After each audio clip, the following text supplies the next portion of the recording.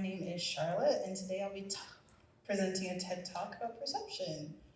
Now, I'm sure all of us have heard that little quip people say, your perception is your reality. But there's really a lot of truth to that, I feel that people don't really realize. So that's what we're going to talk about today.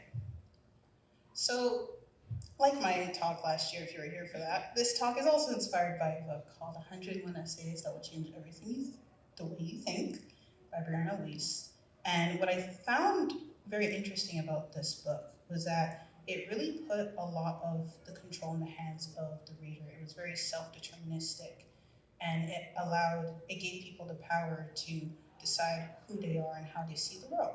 And when I was deciding what I wanted to talk about today, this was really in the back of my mind. So, three big ideas we're gonna go through. So, first we're talking about popular thinking. The paradigm shift needed to move out of popular thinking, which is a much more active process, and finally the results of said paradigm shift and how your life can look like after. So popular thinking. A lot of times in today's society, we like to push the type of phrases like, it's out of my control, there's nothing I can do, we like to allow external things to determine what happens to us, to determine how our life looks. And there's this popular theory in psychology called attribution theory. And it's a theory basically that tries to understand how people perceive what happens to them. So if you look at the bottom right, external and stable, that would be more up to luck, right? So external things are happening to you at an unstable rate. Therefore, it's lucky. It's sometimes you win some, sometimes you lose some. Top left, we see internal stable. Things are happening internally from your own efforts, and they're constant. That you can chalk up to ability. So different stimuli, different things that happen to us, we can chalk up to different things. Like for example, if you get a good grade on a test, but you feel you didn't study, maybe you're lucky, and it doesn't always happen, you can chalk that up to luck. Maybe you get a good grade on a test, but that's because you're really motivated that weekend. You chalk that up to motivation. Now, as a society, we tend to think more in the right side of the box. Things happen to us externally.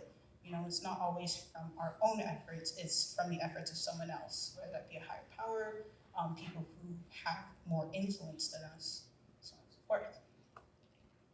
And that type of thinking really leads us to employing this kind of victim mentality, and not taking responsibility. Instead of choosing what happens to us, things just happen to us. And through a victim mentality, if you're never the problem, then it's everyone else.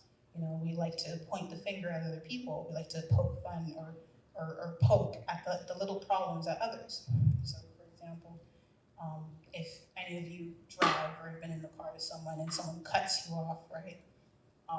The first thing you want to do is, maybe cuss at them, flip them off, what are you doing? That's not how you drive. You don't cut people off. You might do the classic Edmontonian thing and tailgate them, cut them off back. And that's a lot of times the things that we like to do because, it can never be our fault. But sometimes it's also important to consider the perspective of the other person, right?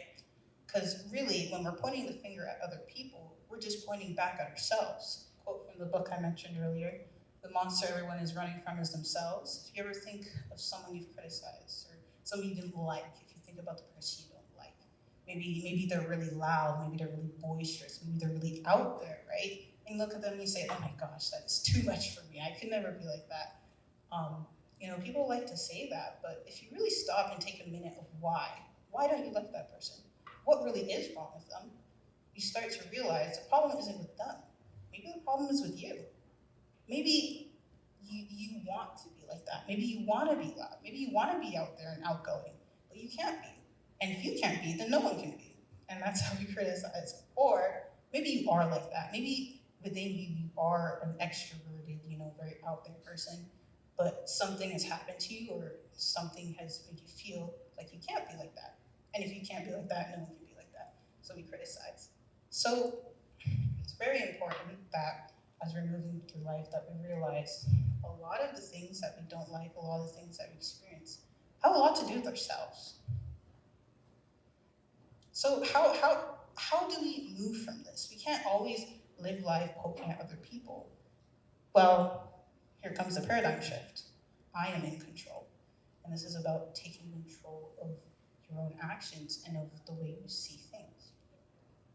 So when you point the finger at someone else, this is maybe something you've heard before. There's always three fingers pointing back at you, right? Whenever you're judging something or you're thinking a certain thing about something, there's always a finger pointing back at you, right? It's important to look within yourself and see where the problem lies within yourself. You know, I know a lot of people don't like PDA, don't like public displays of affection when people are holding hands or kissing, whatever it may be. And we like to point that out and be like, oh my gosh, it's gross. But if you really stop and think about it, the problem might really be with you. Maybe you feel alone, maybe you wish you could have that, but you don't. So, the paradigm shift. Why don't people do this? If we are always critiquing others and always pointing the finger, why don't we make any efforts to change?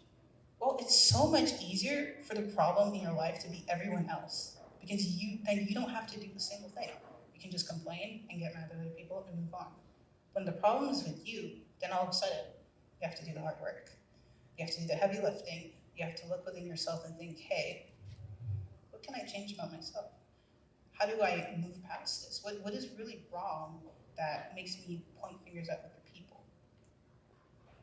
You know, this is a common optical illusion I'm sure all of us have seen. On the left, you've got a vase and two faces, and on the right, you've got a duck and a rabbit. Duck and a rabbit, depending on how you look at it, right? It really just depends on your perspective. And such is life. How you see different situations and how you see different people depends on your perspective. It depends on how you look at it. And really, it's the best way to move life. Life is so nuanced and so complicated. It's hard to think of things just from one or two perspectives. It's multifaceted. We have to look from multiple perspectives to get the most out of it, or else what are you doing? So this is a quote from the book, A Series of Unfortunate Events, if you've ever watched it or read the book. I love the series.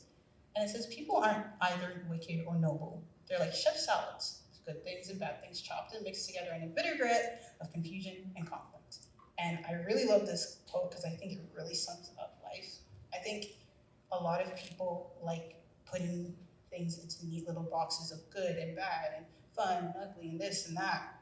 But doing so does a disservice not only to yourself, but really to the complexities of humanity. We are messy, we're complicated, we are unkempt, we're all these different things. We're not simple. That's the last thing we are. And to try and make life simple is just simply untrue. The best thing about, the human experience is the fact that it is so nuanced, and there is so many ways to look at it. And it's really important for us to, when we're encountering situations, to think about, well, what's really going on there? So let's go back to that example. Someone cuts you off on the road. Instead of immediately getting mad and hot-headed, maybe think about what could be going on in that person's life. Maybe they just got some really bad news. Maybe they're really going through something. But we don't think about that. And what's even funnier is if we were to cut someone off and they flipped us off or got mad at us, we'd think, hey, you know what? I'm having a really bad day. I really didn't need that. We expect grace when we wouldn't give grace back. It's very interesting. So we've talked a little bit about looking at different perspectives. We've talked a little bit about, seeing things from different angles. But what are the results? Well, the results is reality is whatever I make it. When you take time to consider the perspectives of others, when you take time to step outside of yourself and think about what other people are thinking of, reality is whatever you make it. If someone says something mean to you or something bad happens to you, really the only thing that makes it bad is the fact that you feel that it's bad, that you perceive that it's bad. Your perception is the problem, not necessarily what happened. And yeah, it's difficult to think of things like that, because if your perception is the problem, then when bad things happen to you, it's not because of what happened, it's because of you.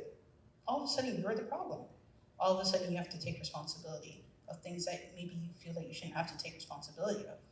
But if this is true, then the opposite is also true. You get to choose what makes you happy. You get to choose what brings you joy. You have choice. All of a sudden, the world is at your fingertips. The world lives in you. You can do anything, you can be anything, because it's all in your mind, and no one can really take that away from you. I'll leave you with this quote. Last one, I promise. We're all in the gutter, but some of us are looking up at the stars. You know, there's bad things happening to everyone. I read this story recently about these people in the Philippines, the slums in Manila, I think, and they literally have to take waste and wash it in order to give it to other people to eat, to sell, to make a living, or to eat it themselves. And yet, when they're interviewed and they're asked, your situation's not that great, what about it?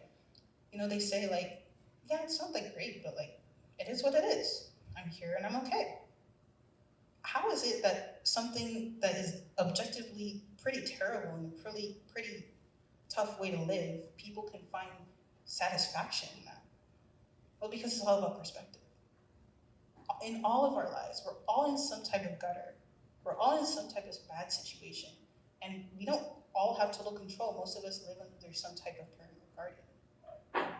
But we have the choice. We have the choice to take offense to things. We have the choice to sit there and complain. Or we have the choice to make a change in our lives. We have the choice to get up and say, you know what, today is going to be a great day. I don't care that, I missed my bus and it's raining and I didn't bring an umbrella. I don't care. Today is going to be a great day. Or we can say, it sucks and everything's bad. But really, the choice is up to you. All you have to do is look up. Thank you.